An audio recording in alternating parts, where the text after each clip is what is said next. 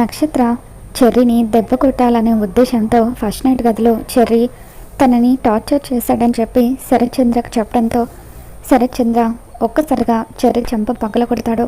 ఇంకొకసారి నా కూతుర్ని బాధ పెడితే నువ్వు నా అల్లుడు అని కూడా చూడను, చంపేస్తానంటూ శరత్చంద్ర చెర్రీకి వార్నింగ్ ఇస్తూ ఉంటాడు. ఆ తర్వాత చెర్రీ, చూడు మీరా, కృష్ణప్రసాద్, మీ ఇద్దరికి చెప్తున్నాను, మర్యాదగా మీ కొడుక్కి మీరే నచ్చ చెప్పండి. ఇంకొకసారి ఈ చెర్రీ వల్ల నా కూతురు నక్షత్ర ఏ చిన్న ఇబ్బంది పడినా సరే నేను చూస్తూ ఊరుకోను, ఇంట్లో అందరినీ కూడా మెడ పట్టుకుని బయటకు గెంటేస్తాను అని చెప్పి శరత్చంద్ర అంటూ ఉంటాడు. దాంతో మీరా, విన్నావు కదరా చెర్రీ, అన్నయ్య ఏం చెప్పారో, అయినా నువ్వే కదా నక్షత్ర మెడలో తాళి కట్టావు, మరి ఎందుకు నక్షత్ర పట్ల ఇలా ప్రవర్తిస్తున్నావు అని చెప్పి అంటూ ఉంటే, అమ్మా నేనేం చేయలేదమ్మా, ఎందుకు ఎవరు కూడా నన్ను నమ్మడం లేదు, నక్షత్ర కావాలనే ఏదో మనసులో పెట్టుకొని ఇదంతా చేస్తుంది అని చెప్పి చెర్రీ అంటూ ఉంటాడు. దాంతో మీరా, అదంతా నాకు తెలియదు చెర్రీ, నక్షత్ర మనసు మార్చే బాధ్యత నీ మీదే ఉంది, మీరిద్దరూ మా కళ్ళ ముందు సంతోషంగా ఉంటేనే మేము కూడా సంతోషంగా ఉంటాము అని చెప్పి మీరా అంటూ ఉంటుంది. భూమి చెర్రీకి సారీ చెప్తూ, cherry I'm really sorry cherry, ఇదంతా నా వల్లే జరిగింది, నా వల్లే నువ్వు నక్షత్ర మెడలో తాళి కట్టావు, ఈరోజు మీ ఇద్దరికి ఫస్ట్ నైట్ ఏర్పాటు చేయమని నేనే అత్తయ్యకి చెప్పాను, ఇప్పుడు కూడా నా వల్లే నువ్వు ఇంతలా బాధపడుతున్నావు అని చెప్పి భూమి అంటూ ఉంటుంది.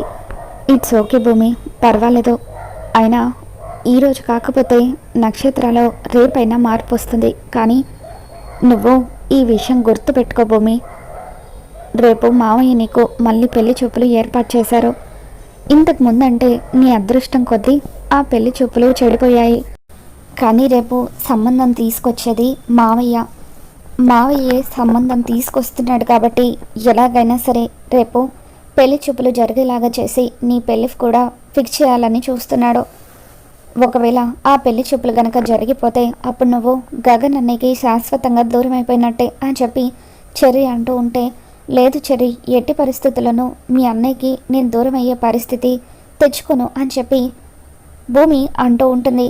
మరోపక్క కృష్ణప్రసాద్, అమ్మ భూమి, నువ్వు ఈ పెళ్ళిని ఎందుకు ఆపేశావో త్వరగా గగన్కి అర్థమయ్యేలాగా చెప్పమ్మా, మీ మధ్య ఉన్న మనస్పర్ధలు తొలగిపోతేనే అప్పుడు గగన్ కూడా నిన్ను అర్థం చేసుకోవడం మొదలు పెడతాడు, ఆలస్యం అమృతం విషం అని అంటారు కదమ్మా, నువ్వు ఆలస్యం చేసే కొద్దీ మీ మధ్య ఉన్న అపార్థాలు పెరుగుతూనే ఉంటాయి, త్వరగా గగన్కి నువ్వు చేసిన త్యాగం గురించి చెప్పు అని కృష్ణప్రసాద్ అంటూ ఉంటాడు.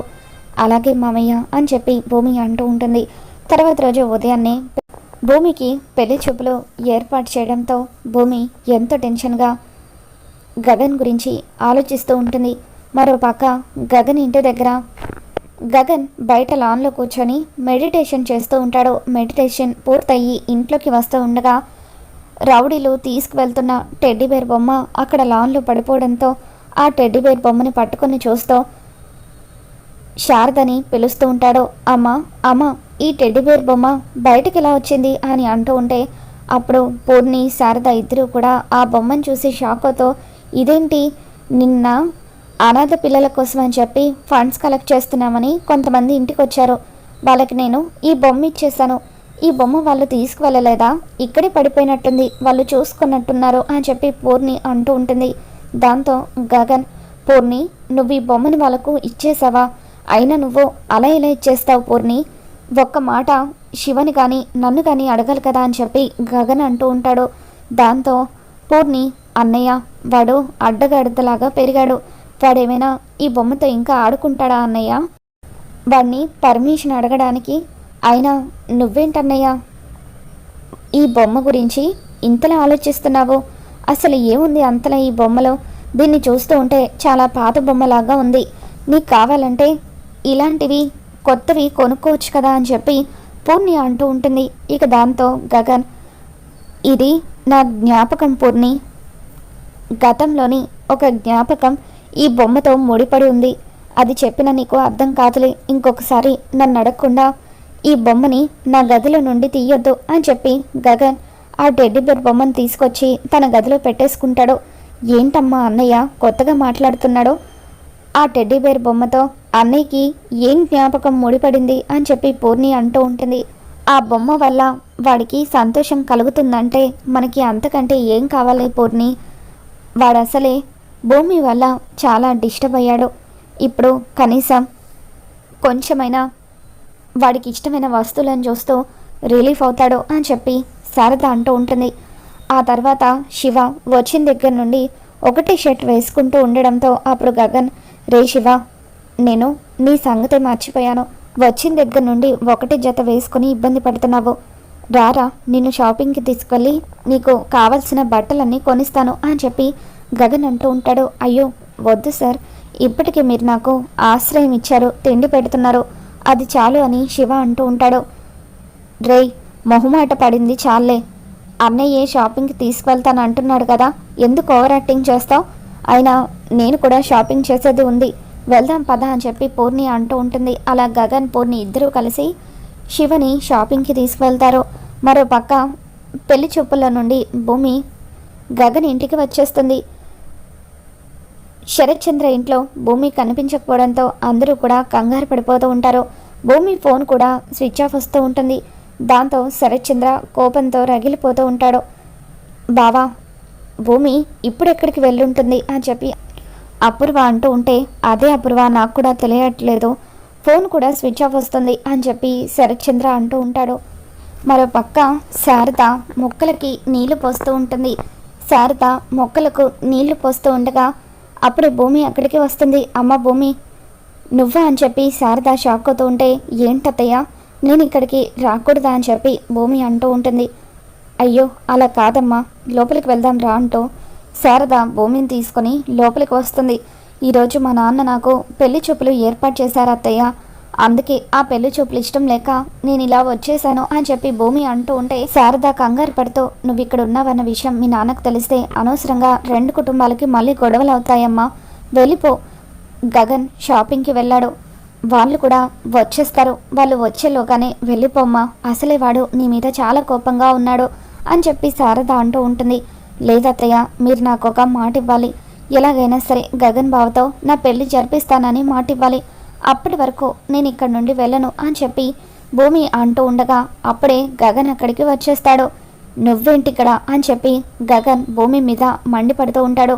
దాంతో భూమి, బావా నీకోసమే వచ్చాను బావా, అక్కడ మా నాన్న నాకు పెళ్లి చూపులు ఏర్పాటు చేశారు, ఆ పెళ్లి చూపులు నాకు ఇష్టం లేదు అని అంటూ ఉంటే అప్పుడు గగన్, ఎందుకు ఆ పెళ్లి చూపులకు వచ్చిన అబ్బాయి ఇల్లరికం రావడం ఇష్టం లేదన్నాడా అని చెప్పి గగన్ అంటూ ఉంటాడు. బావా ప్లీజ్ బావా, ఆ రోజు నేను అలా చేయడానికి ఒక కారణం ఉంది, దయచేసి పదే పదే ఆ విషయం గురించి మాట్లాడి నన్ను బాధ పెట్టకు అని చెప్పి భూమి అంటూ ఉంటుంది. దాంతో బాధ పెట్టొద్దా, మరి నీ వల్ల మేమందరం ఎంతలా బాధపడ్డామో తెలుసా అని చెప్పి గగన్, ఇప్పుడు మీ నాన్నకి ఫోన్ చేస్తాను, నువ్వు ఇక్కడ ఉన్నావన్న విషయం చెప్తాను అని శరత్ చంద్రకి ఫోన్ చేస్తాడు.